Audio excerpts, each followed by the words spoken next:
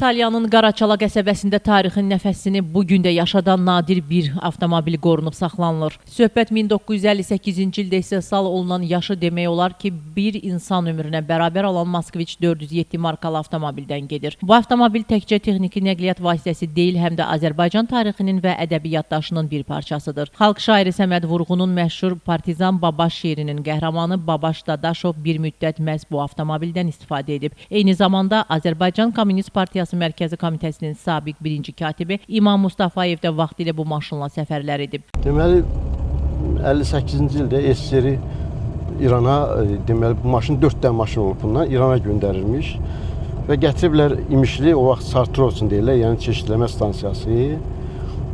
Orada saxlayırlar, yəni İrana verməlidirlər. Nəsə olur, 6 ay qaldı orada maşın. Və belə bu maşını biz əldə edirik və bu günəcən də atamdan sonra da mən saxlamışam. Yəni atam bir ömür bu maşını sürüyüb, saxlamışam. Və bu maşında hələ Partizan Babaş Neftçalada rəis işləyəndə də bu maşını sürüyüb, istifadə edib. Hətta atam deyirdi ki, gördüm sürür, 2 təkər üstə qalxızırdı bu maşını, belə maraqlı, yəni o vaxtı.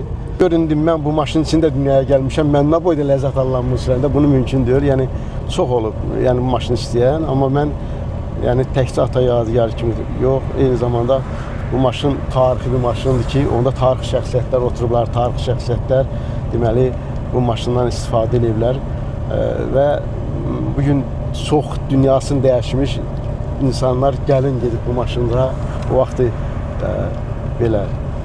Zamanın sınağından çıxmış bu nadir avtomobil bugün də hərəkət qabiliyyətini saxlayır. Tarixini içindən günümüzə gəlib çatan Moskviç 407-nin sükanı hazırda Partizan Babaşın yaxın qohumu Fazil Dadaşovun əlindədir. O, bu avtomobili böyük qayğı ilə və məsuliyyətlə qoruyaraq gələcək nəsillərə çatdırmağı özünə borc bilir. Qaraçalada saxlanılan bu avtomobil təkcə bir nəqliyyat vasitəsi deyil, həm də keçmişin canlı şahidi, tarixə və yaddaşa açılan pəncərədir. Könül Kazımova, Səmil Quliyev, Həcər Həsənova bugün informasiya proqramı üçün.